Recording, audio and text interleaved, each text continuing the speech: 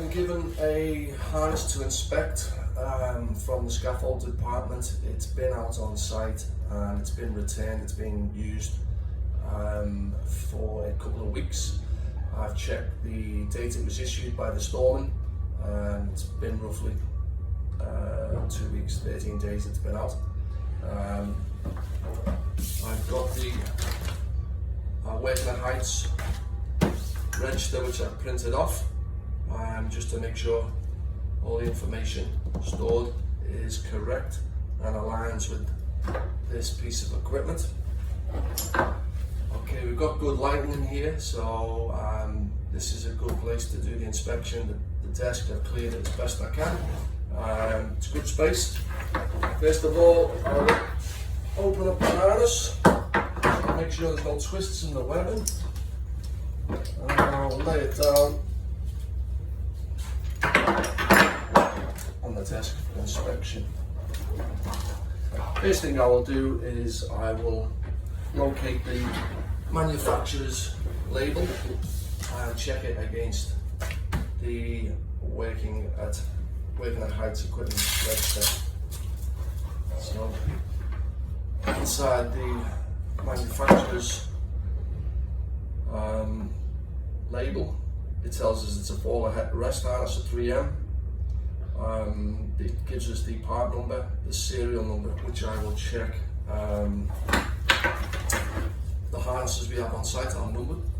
So this one in particular is item 99. Going to the Wakener Heights register, there it is, number 99. The serial number in the register is 035003579. You can see that 33579. So it is the right piece of equipment listed in the Wakener Heights register. This was last inspected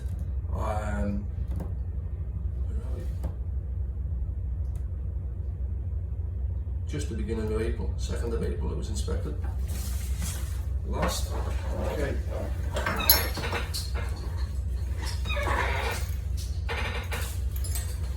Just set it out.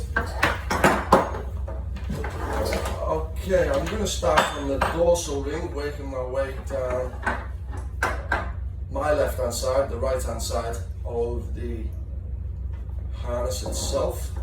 The webbing looks good.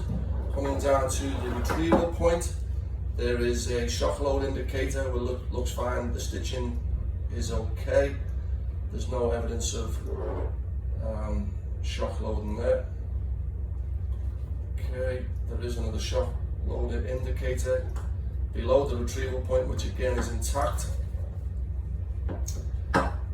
The shark hook housing looks fine. We come down to the next section where the chest webbing is located. No visible damage to the stitching. I'll just make sure it fits with the adjacent connector. That fits okay and releases fine. Okay. There's no damage to the hardware itself, and it adjusts quite fine. Okay. No issues there at all. Coming down to the height adjustment buckle on the harness. No damage to it. A few scratches, which is expected. Okay.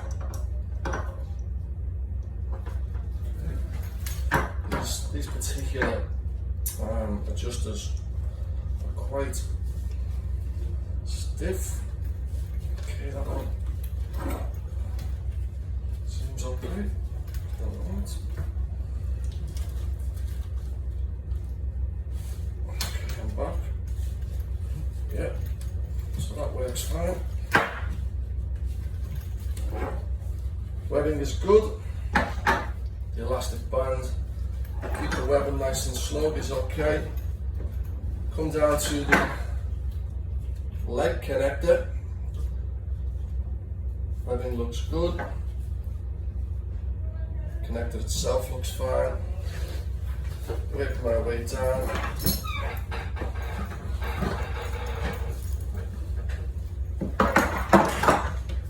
To the leg piece. No issues there with the webbing. To the second connector for the leg piece. The hardware looks good. We tested to make sure it adjusts okay and there's no damage to the webbing inside the buckle. Works fine. Check it connects okay. Quick release type. Okay, that fastens okay and disconnects quite fine. Okay, we'll come across the backside section where there are two sections of stitching. They look good, okay. No issues with that. And down to the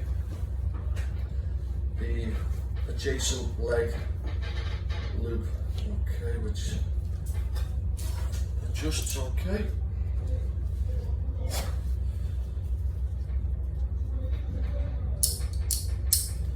Seems to be no issues with the connector itself or the webbing. We'll just check it.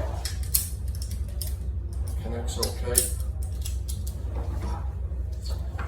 Coming up, checking the stitching on the harness, no issues. Seems okay, it's relatively new, this harness.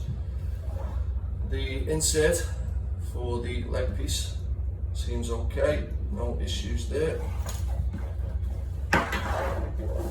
Then we'll make our way up the harness. I can check below the dorsal ring where the manufacturer's label is. There's no issues with the webbing there. And up.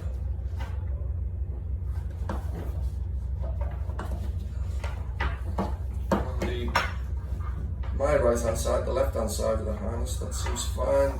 Buckle, adjustment buckle looks okay. There's a few scratches, again that's typical. Nothing to see. Adjust it, works okay. Webbing is fine. Then up to the adjacent chest piece, chest webbing section, which on it gives us some information there. It says that the attachment point for fall arrest, which is the dorsal ring. This looks okay. And just make sure the chest section fits okay, which I think we do. That's okay. All looks good there. The left hand side of the harness, the shark ring housing looks good. The shock loading indicators by the retrieval point, they look good. Okay, it takes us back to where we started from, the dorsal ring on the rear of the harness, which looks fine, no damage. Webbing is okay. We've checked the load indicators and the plastic housing, the plastic section that houses the webbing. There's no damage to that, it looks okay.